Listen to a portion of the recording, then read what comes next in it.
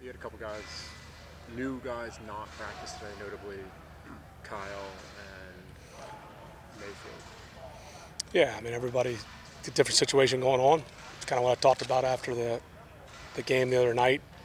As we go on the weekend, there'll be certain guys that will hold out, just managing some things. But whether it's a day or two or, into the Monday of game week. So just kind of managing a few things. Like I said, I feel pretty good about where we'll be. So when we stay on track until then. So nothing to be concerned about with Kyle? Nope. Especially, Planned. Roster-wise, have you made any moves yet to start moving toward 53? Yeah, I wouldn't move it towards 53. There was a few moves that will come out in about 20-something minutes.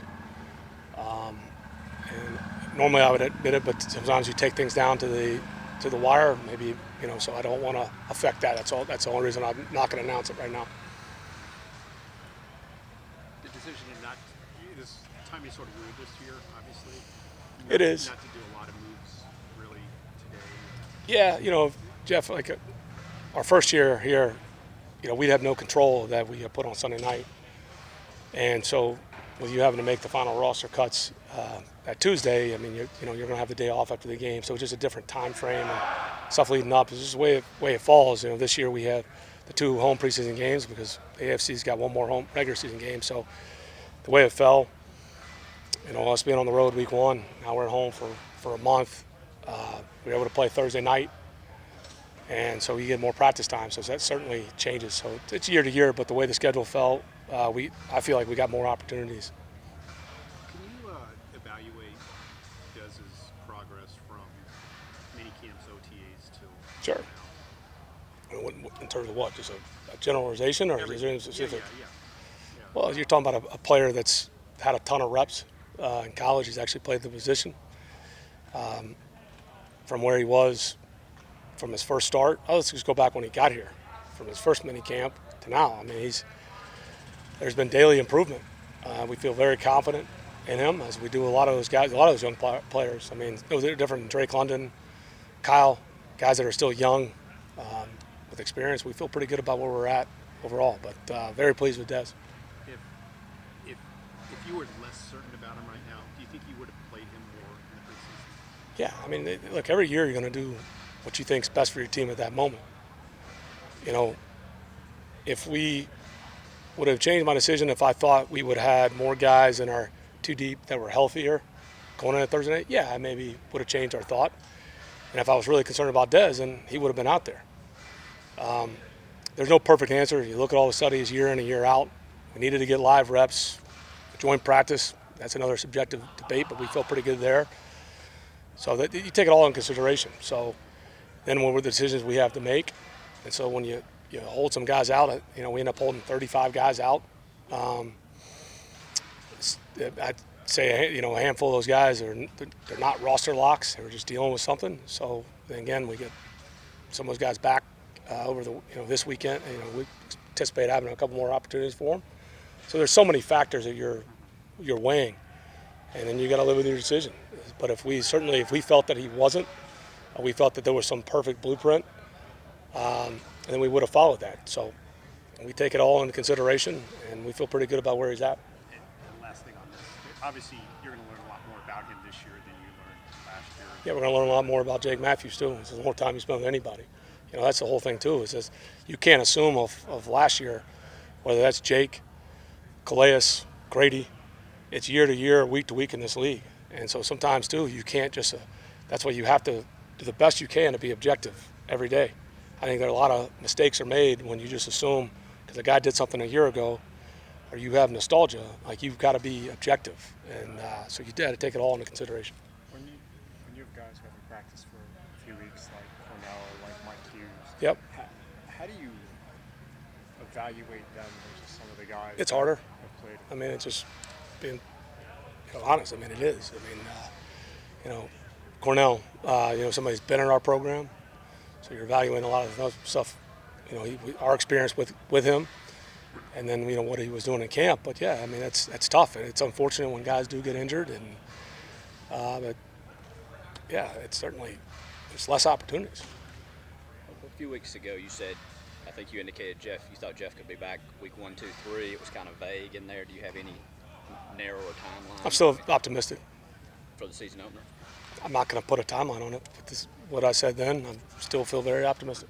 I think you told us to ask you about Yeah, Cordero and after Pittsburgh as right, well. the same thing. We'll see. You know, I wouldn't anticipate Cordero being out here the next couple of days, but he's making good progress as well.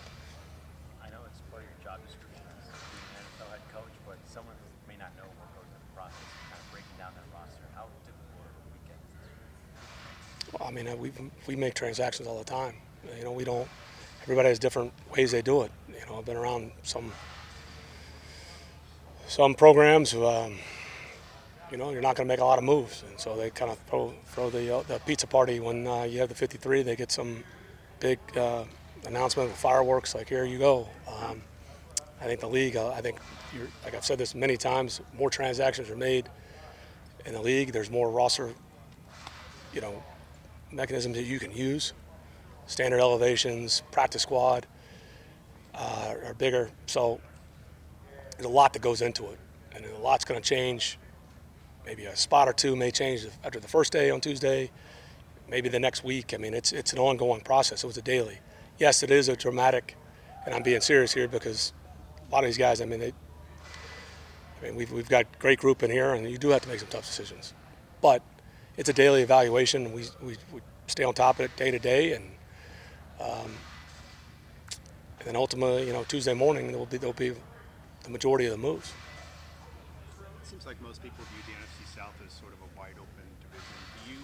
I think every year, every division is wide open. History will tell you that. I just wondered, do you pay much attention to the other teams in the division, what they're doing, and kind of where Sure, they're at? I think you need to. It's our job to know the league, and it's not just our division. You know what's going on around the league. I mean, I think that's better. Do your due diligence. Whether they're moves that you really aren't going to make, you still need to pay attention because it may come up to you in the future. Whether it's certain players with contracts or, you know, you need to know what's going on around you, and that's what we believe in here. But certainly, yeah, in your division, I mean, those are 6 important games. I'm sure they study us. Yeah, absolutely. I know there are a lot of years where divisions are wide open, but a lot of times there's a lot of divisions or years when it's clear there's one runaway favorite too. Would you agree? True, but I mean, we've also see things happen week 1. I mean, you know, if again, they're a player or two away from being at the top of the draft. I saw that my first year in Tennessee. How many years in a row did the Colts probably have a playoff bye? And that was the year Peyton was out with a neck. Ironically, that was a year that I think they won 2 games. I know it was one of them because unfortunately we lost to them. When I was in Tennessee that year, it probably cost us the playoffs. But they ended up having the number 1 pick. They went from winning 10-plus games at least every year, probably having a bye, and blink of an eye, they had the number 1 pick in the draft. They drafted Andrew Luck. And that's an extreme example, but I'm just saying, like, so many things happen in the NFL. Things can change in a heartbeat. You know, teams that are heavy, 2 players take up the majority of their cap, and unfortunately, if something happens, that team's going to change quick. So that's why I say that. And you just look at it, the way this league's set up, that's why all these games are very close. It's the greatest reality show going, and it's also, to me, the most competitive league going. I don't know if you were out there before, but do you like opening the season with the division team? Again, I mean, they're important. Yeah, sure. The division games, it matters. I mean, maybe it gives you a little more. I don't know. I mean, they're all big, but I mean that's not going to define the story. I mean, obviously we need to win at home and we need to win divisional games, but yeah, I mean, I think it does matter a little bit more because of the standings and trying to win the division. That's the sure ticket into the playoffs.